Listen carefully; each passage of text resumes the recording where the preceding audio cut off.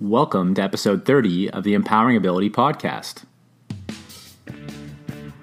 Welcome to the Empowering Ability Podcast, where we get you and your loved ones impacted by disability the information needed to live a full and meaningful life. Now here's your host, Eric Gall.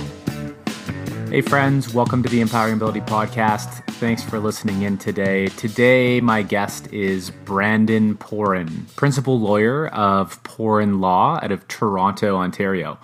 And Brendon and I have a great conversation around estate planning. Our focus on estate planning is to secure the financial future, to secure the future for people with disabilities, especially if they are a dependent. So they could be a dependent if they're your son or daughter, or your brother or sister, or someone in the family, or a friend. And Brendon and I really start to dive into the details of estate planning. We go through the foundational document, the will, which everybody should have one, but we can do a good conversation about that and things you should be considering. We also get into the topic of consent and capacity. So we talk about at a high level, what is consent and capacity and what do you need to know about it for you and your loved ones. So we're going to jump right into it. Here's Brendon Pooran. Hey, Brendon, welcome to the Empowering Ability Podcast. Thank you, Eric. It's a pleasure to be here. Yeah, thanks so much for coming on. And so we've got the principal lawyer from Pooran Law, Brendon Pooran. And maybe, Brendon, if we could just start off by you telling us maybe just a little bit more about yourself and your firm. Sure. Yeah. So as Eric mentioned, I'm a lawyer here at Pooran Law Professional Corporation. We're located in Toronto and provide advice to individuals with disabilities, their families, and organizations within the disability sector here in Ontario, British Columbia, and Newfoundland. The primary part of sort of my practice deals with working with individuals and their families through the estate planning process. So ensuring that wills are in place and power of attorney documents, and that all types of government benefits are being accessed, and that government benefits aren't affected, usually through the use of various types of trusts. I also provide advice, quite a bit of advice in the area of consent, capacity, and legal decision-making law to individuals and families as well. So in a nutshell, I'd say the majority of my practice really deals with promoting financial security, ensuring that the right types of plans are put in place for individuals as their parents age and eventually pass on. Right on. So for our listeners today, if the areas of financial security and securing your son or your daughter or one of your relatives' financial future is of interest, you're in the right spot. And also talking about consent and capacity. So we're going to touch on that today as well. And just for our listeners, most of our conversation today, in general, the high level themes and topics apply across Canada, but Brendon does specialize in Ontario, so the context and maybe some of the details of our conversation will be Ontario specific. So Brendon, let's start with, I want to get into the financial security piece, but before we get there, I'm just curious, why do you do what you do? Mm-hmm. Well, yeah, I guess that's a good question. I've always had an interest in disability law. Didn't really know where I was going to land when I in terms of the exact nature of the practice or where I was going to practice. I grew up with disability in my family, so I'd always been exposed to it, and I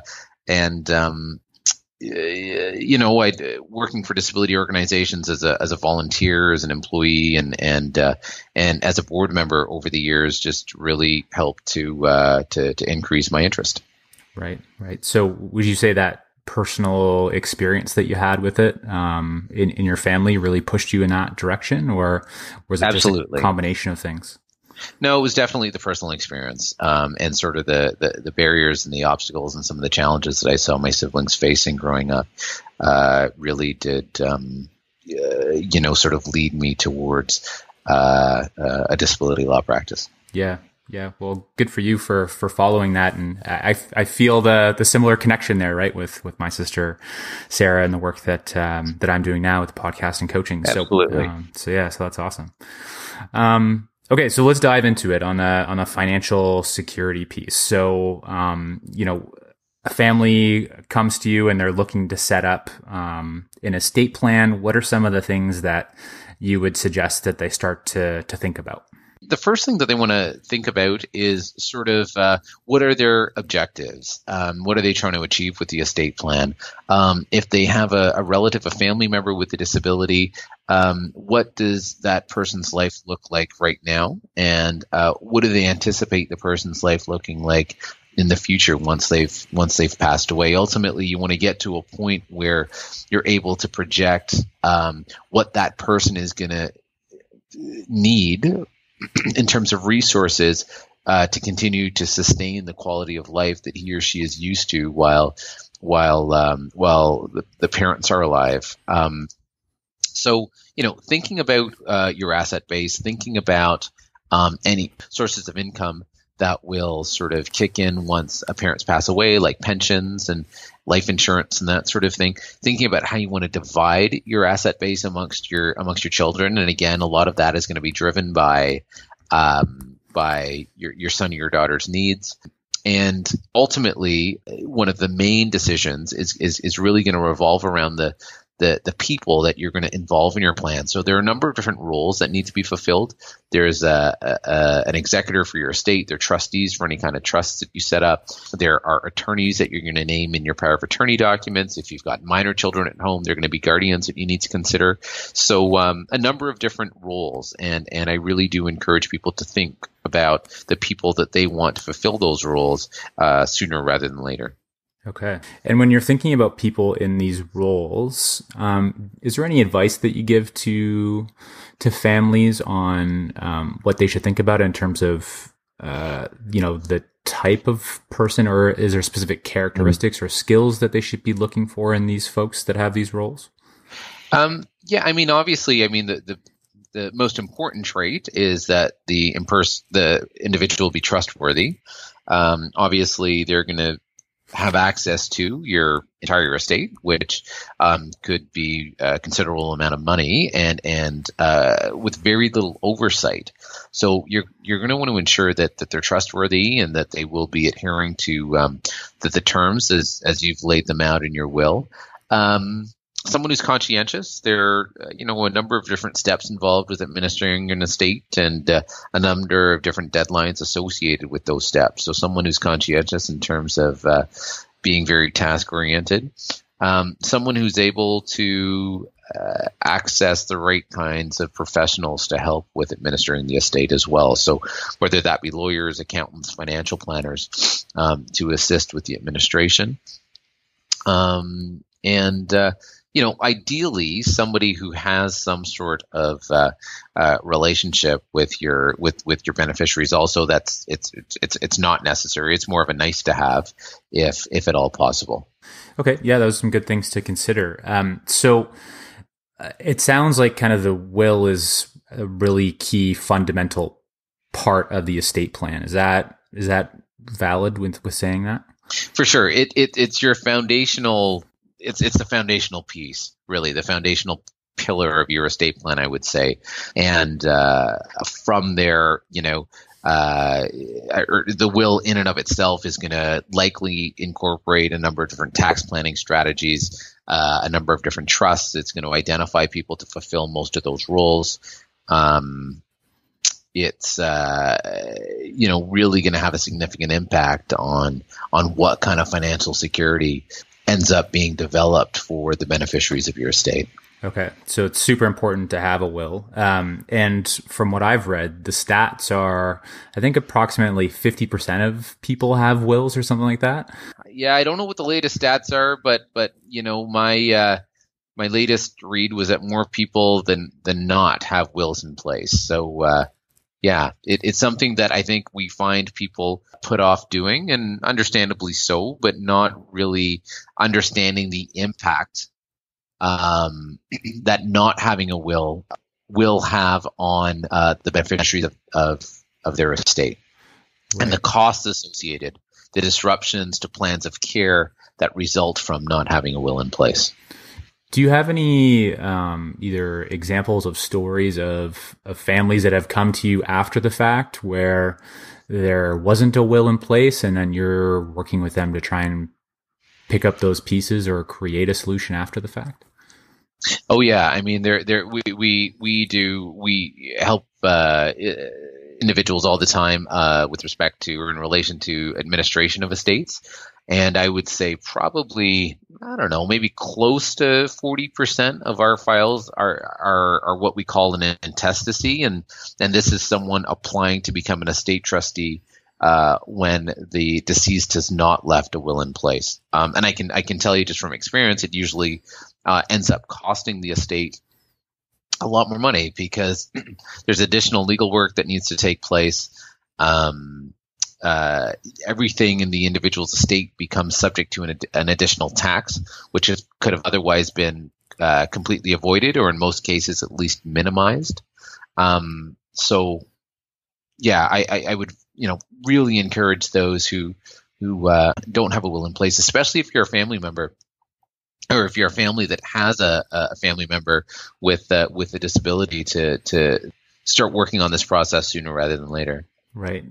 Can you give us an idea of what the range of that cost might be? So if you don't have a will in place and you pass away, for some of those clients, are we talking like $10,000? Are we talking hundreds of $1,000s? Can you give us an idea of what that cost might be? Yeah, I mean, it obviously depends on which lawyer you're using, and where you live, and what your needs are, how complex your estate is. But I would say for your typical couple that is going to see a lawyer, looking to put wills, trusts, powers of attorney, and that sort of thing in place, you're probably looking at spending around $2,500. Okay, in that neighborhood. Yeah. So to set it up, so it's it's not too expensive to set it up. But I guess my question is around if parents pass away and they have a son or a daughter that's a dependent with a disability and the will is not in place, I guess I'm curious what the financial difference could be. Well, the impact would be significant. The most notable impact will be related to the beneficiary's loss of social assistance benefits, most likely. So for many of our families, their sons or their daughters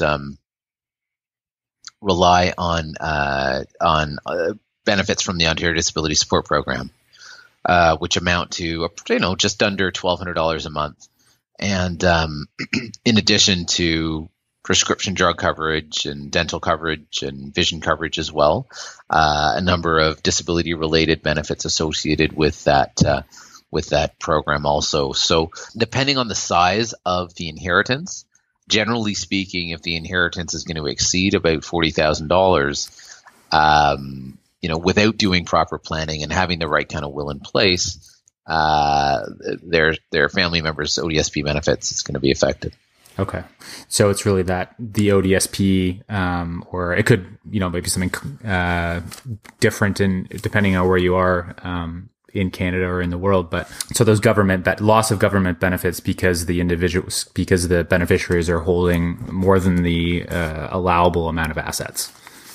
Yeah, that's definitely one of the issues. And I would say another one of the issues relates to if your son or your daughter requires support when it comes to the management of finances, the will allows you to put a trustee in place to help manage those finances.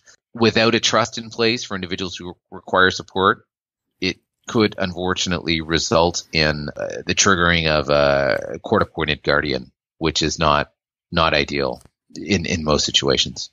Okay, so let's get into the trust conversation then. So, I think earlier you mentioned Henson Trust. So can you talk to us a little bit about trusts and the different types of trusts?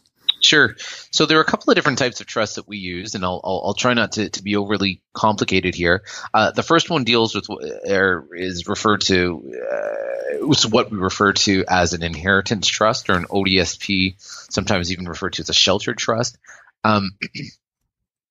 That trust can be non-discretionary in nature, meaning that you can leave prescribed directions or instructions in your will to the trustee when it comes to administering those trust funds and dispersing those trust funds. For example, I may say that I want the trustee to disperse $500 a month to the beneficiary of the estate to the beneficiary of the trust for everyday living expenses. The problem with that trust is that it's limited to $100,000. And so it's not something that we use in the majority of our estate plans.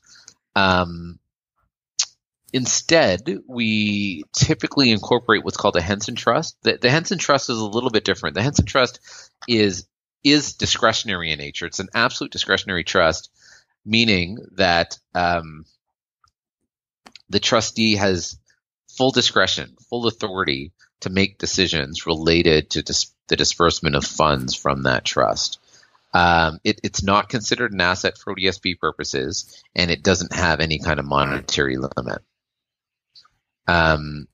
We also want to ensure there's some tax implications that you've got to think through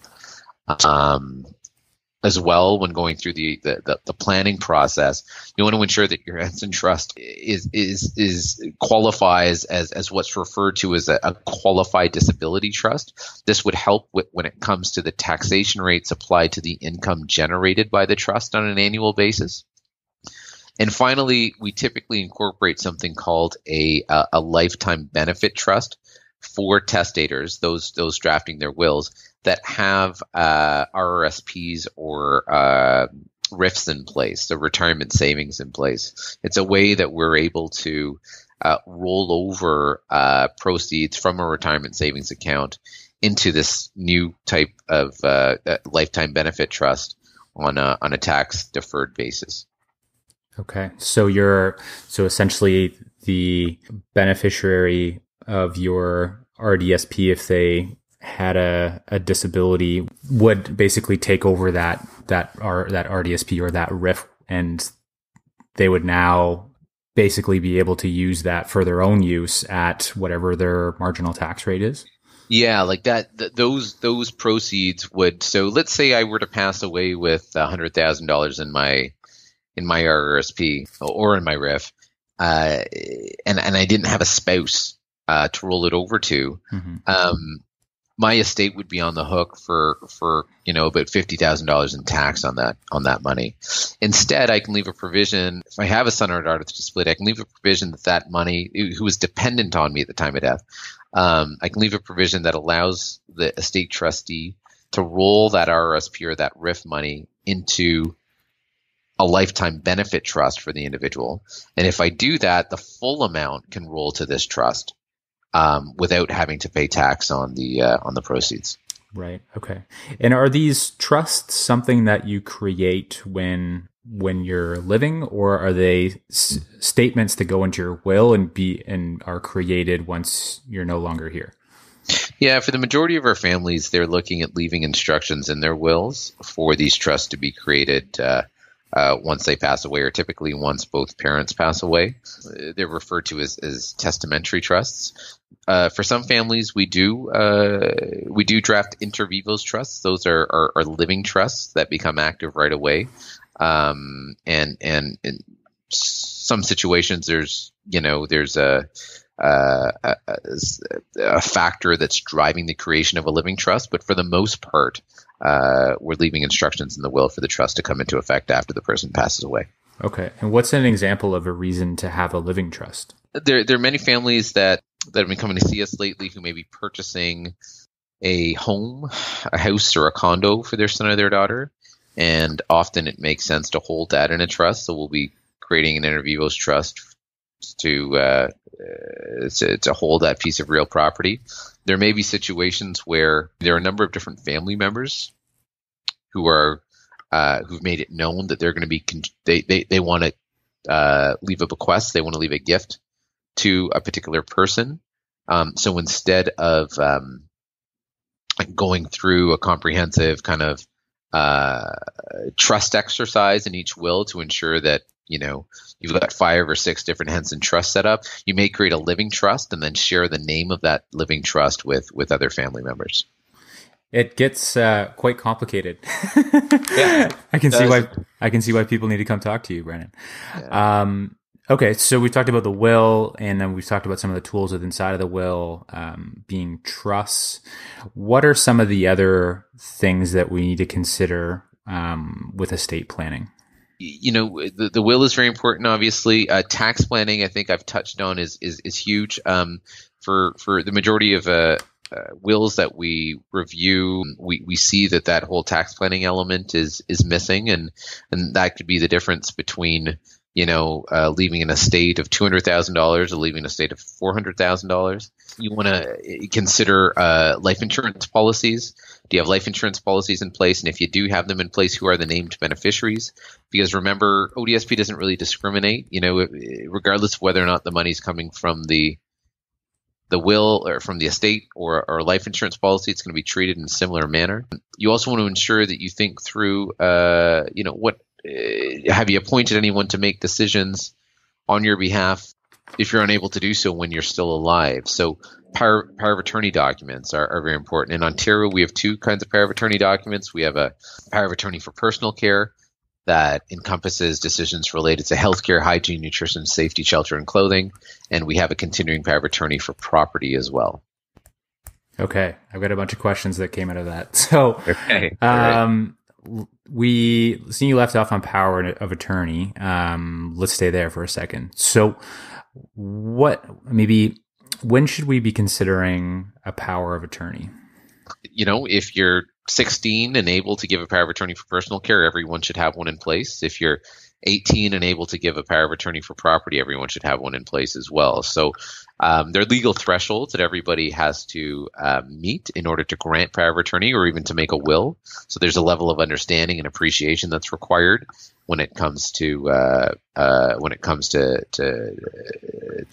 making these documents. But anybody who can should, because the reality is, if I'm over 18 and I'm in an accident and I'm in hospital and I'm unable to manage my property, no one can access my assets or my bank accounts to pay my bills, to take care of my dependents without a power of attorney document in place. So those are things everybody should consider. And then I think there's also this consideration in a lot of the clients that you work with. There's a family member that has a disability or a developmental or intellectual disability.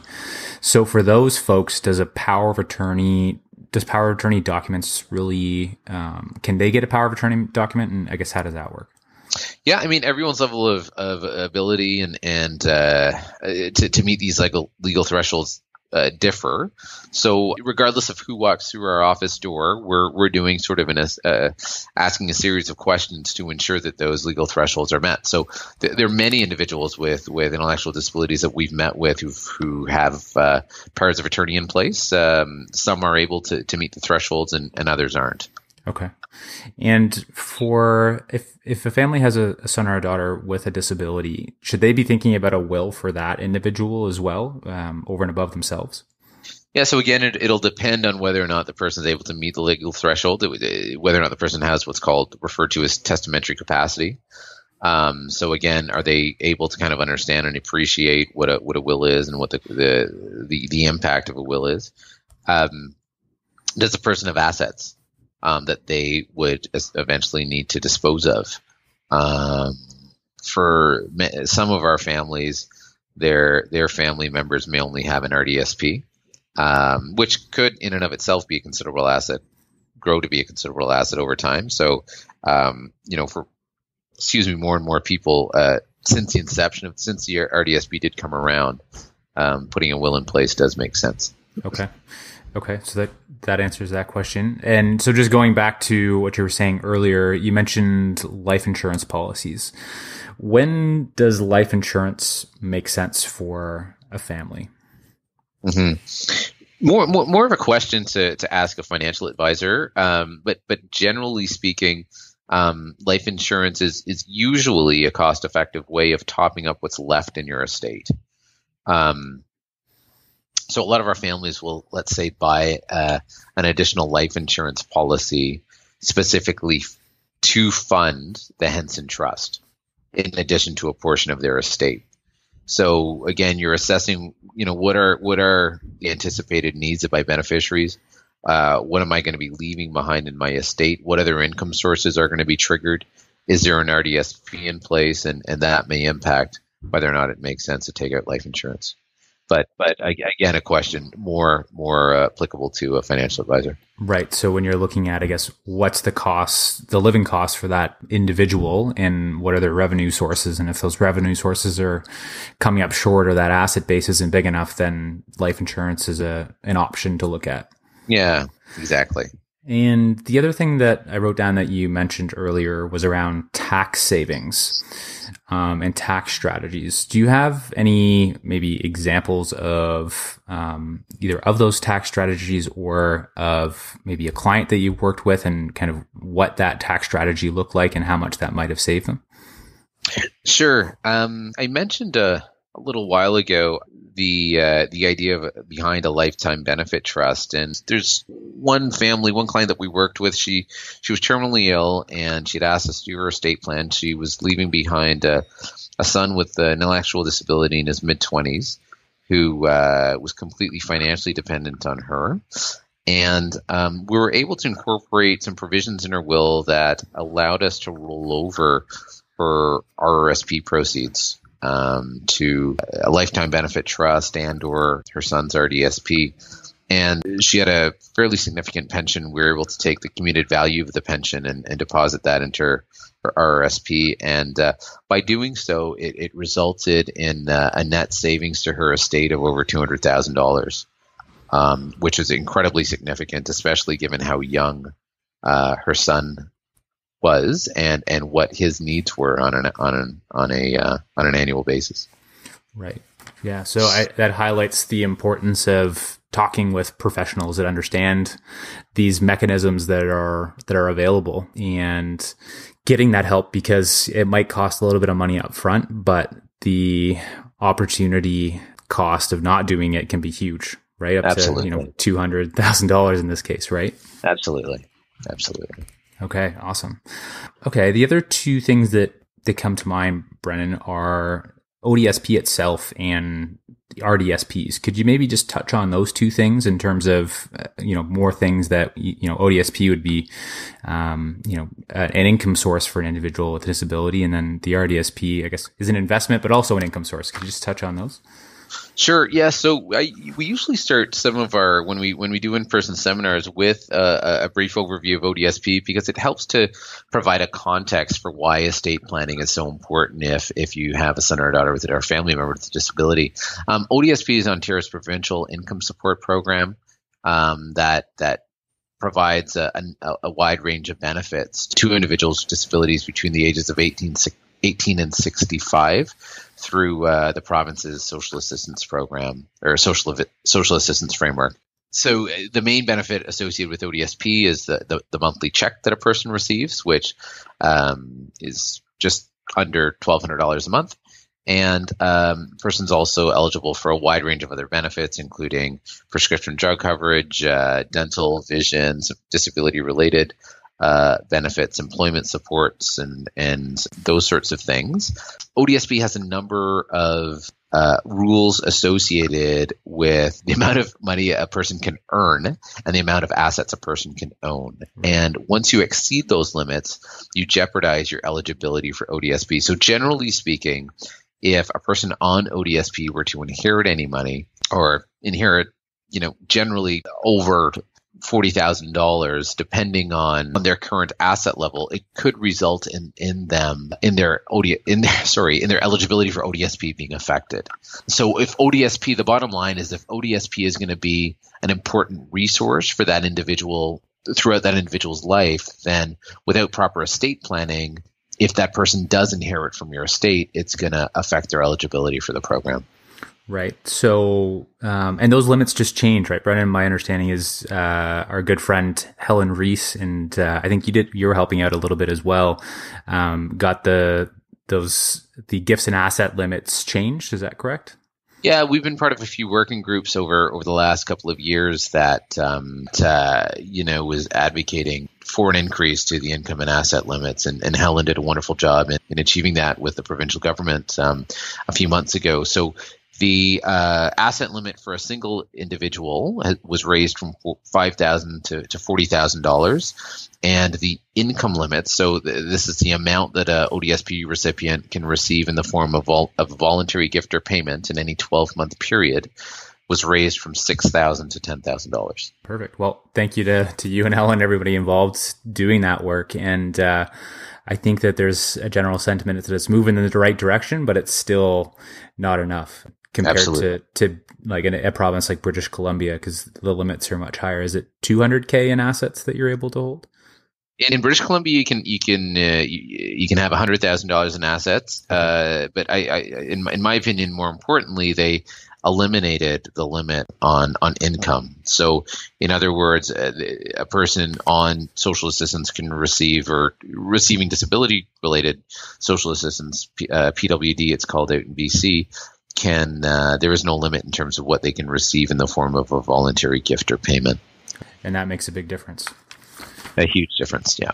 Okay. And can you just touch on RDSP briefly? We've talked about it a couple times on the podcast, but I think it's one of those things where more information is better than not enough. Sure. Yeah. I mean, RDSPs is something that we've been quite involved with for the past 10 years. It forms a pillar of our family's estate and financial plans now. It's probably one of the most progressive income support programs in the world for individuals with disabilities. In a nutshell, it functions very much like an RESP or an RRSP, whereby you're opening up an account with a financial institution. That account becomes registered. You're able to contribute to the account. The government contributes to the account as well. The monies can be invested. They grow on a tax-deferred basis over time, with the overall objective of building up a decent-sized nest egg for the beneficiary of the plan to access later in life. So with the RDSP, the federal government's going to contribute up to $90,000 over the course of the beneficiary's lifetime. It's a wonderful plan. As an asset, it's exempt in most Canadian provinces, and income coming out of those plans are exempt in not all, but most Canadian provinces as well, including Ontario. Okay, perfect. So I'm going to link to the resource that Partners for Planning has on RDSP, because they have some really good literature on that. And Brendon, I know that you've been involved with Partners for Planning as well. So I'll link over to that. And then, if folks are interested, you can go read up more on the RDSP there. Okay, so we've talked quite in depth about estate planning. Is there anything else that we haven't talked about that you wanted to mention on estate planning, Brendon? No, I think there's a lot more that we can talk about, but we definitely don't want to overwhelm people, I think, in too much in one podcast. I think kind of concluding remarks on estate planning would be to kind of organize your information and think about the different people that you may involve in your plan. Take things step by step. Not everything has to be done overnight. Certain aspects of your estate plan are more urgent than others, and ultimately ensure that you kind of select the right type of professionals to assist with putting that plan together, including lawyers, financial advisors, and tax accountants. Perfect. Lots of stuff for folks to think about. And if you don't have a will, go get a will. So let's switch gears for a minute to consent and capacity, because you mentioned some of your work focuses there. So can you just explain to us in high-level terms what is consent and capacity and why is it important? Well, consent capacity is kind of part of the estate planning process in a sense, but when I talk about consent capacity, I'm talking about a person's right to exercise their legal capacity. And so, our laws in Ontario are, with respect to consent capacity, aren't very good. A person is either considered capable or not, and if they're incapable, then for many people it's very difficult for them to exercise their legal capacity, meaning the way our laws are written, a lot of people are subjected, unfortunately, to court-appointed guardians because there aren't any other options in place. So generally speaking, a lot of our work does kind of focus on law reform initiatives that address the gaps in, or what I perceive to be gaps in consent capacity and legal decision-making legislation here in the province. In particular, when going through your estate plan, as I mentioned, having your will in place is one piece of it. Your will encompasses instructions for your trustees once you pass away, but it's equally important to ensure that you've set things up in such a way that you've authorized other people to make decisions for you when you're still alive, and may need support in making those types of decisions, and that's primarily done through power of attorney documents. Okay. And a question that's coming to my mind is, how is it determined if someone's capable or incapable? Well, it depends on the type of decision that has to be made. So, I mean, not very many people are subjected to a formal capacity assessment usually unless a guardianship application is being made. But, let's say I'm going to see my doctor, and he or she is prescribing me with some form of treatment. The doctor should be assessing whether or not I'm capable of providing consent to that treatment at that time for that particular treatment. And if I'm capable, then I make my own decision. If I'm not, then someone has to make that decision for me. Okay. So it sounds like the decisions on capable versus not capable might be somewhat subjective. Like one person could say yes, and one person could say no, they're not capable. Absolutely. And again, it depends on the type of decision that is to be made. So I may be considered to be perfectly capable of choosing where I want to live, but not necessarily capable of providing consent to a complex medical procedure. Right. Okay. So if in this example, the person is deemed not capable of consenting to that complex medical procedure, then what would happen? Then the medical practitioner, the doctor, would have to seek consent from what we call a substitute decision maker. And within the healthcare context, that could be a guardian of the person, that could be someone appointed by way of power of attorney document, someone appointed by something called the Consent Capacity Board. If none of those three instruments are in place, then family members in a specified order would have the authority. So first, a spouse or a common law partner. If no spouse or common law partner, then a parent or child. If not, then a sibling. If not, then any other relative. Okay. And you mentioned the way the law is structured in Ontario is not very good. What would better look like? Yeah, it's a big question, probably for another podcast. But I mean, what we've been advocating for is a concept known as supported decision making. So legal recognition of the fact that we all require supports in our lives to make decisions, and those supports should be legally recognized. So the premise that everybody has a right to exercise their legal capacity, and for those individuals who may not be deemed capable of granting powers of attorney, there should be other options in place, and currently there are not. Okay. And would an example of a group that would be involved with supported decision making, would an example of that be like a microboard for an individual? Informally, it could be a microboard. It could be, an informal network of friends and family.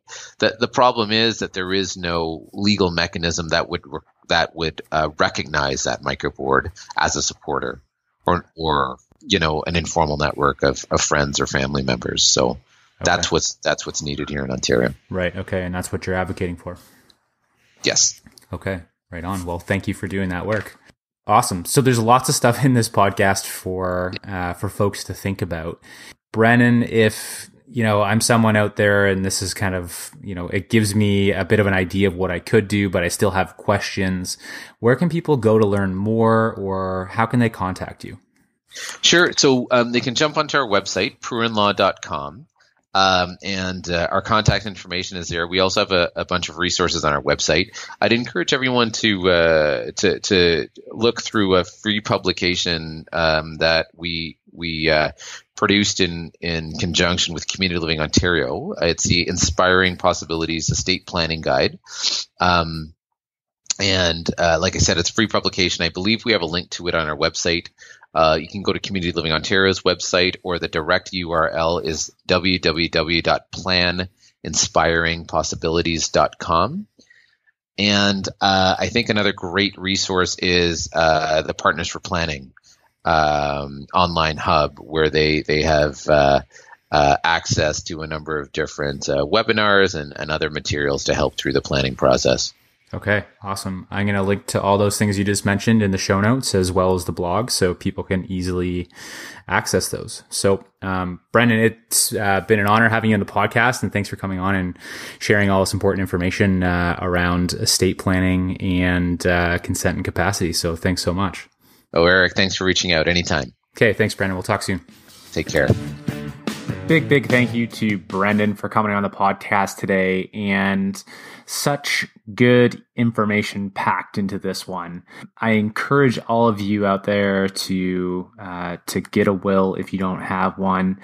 After listening to this podcast, there might be some things within your will that you might want to update. And I think this is one of those podcasts where you might want to sit down and re-listen to it with your notebook out and take some notes down. And it's so important to have the right professionals on your team when building these documents and building out the will and your strategy for your estate plan, because it could be the difference between tens of thousands of dollars that you're leaving for your loved ones or dependents. So, sit down with this one again, listen to it, write down some notes, and there might be some things in here that you might want to take to your lawyer or your tax specialist to have a conversation about and to potentially add into your plan. Also encourage you to, if you don't have those professionals, to reach out to Brendon, or if you want your documents or your strategy looked at, reach out to Brendon and his team. And if housing is something that you're working on, feel free to go to the website and get the free download on creating your home. So there's this great workbook that's going to help guide you through creating your vision and starting to implement your vision for what your home looks like. So go on over to the website. It's empoweringability.org. And I think you'll get a lot of value out of that. I'd like to thank all of our listeners that have left us a review on iTunes. Your reviews help me understand what I'm doing well, what I can improve on the podcast, what you want to hear. So it's great feedback that you're providing, so please continue to do so. Also, by leaving a 5-star review, it helps other people find the podcast. So thanks so much for those reviews, and keep them coming. Next week on the podcast, we wrap up our mini series on housing. So it's episode 6 of 6 on housing for people with disabilities. And we have an exciting guest, Jessica Cave from the organization Bridges to Belonging. And Jess has worked for the last year specifically just helping families and people with disabilities to find and create their own home. So Jess shares the process that she uses when facilitating for families on creating their home. And she also shares some of the innovative solutions that these families have implemented. So some great ideas will be shared for you to think about to see if they might apply for you and your loved ones. So keep an eye out for that podcast coming up next week. And as always, thanks so much for listening today, and I'll catch you next week. Thanks for listening to today's podcast. Visit us at empoweringability.org for more podcasts and resources to help you and your loved ones impacted by disability live a full and meaningful life.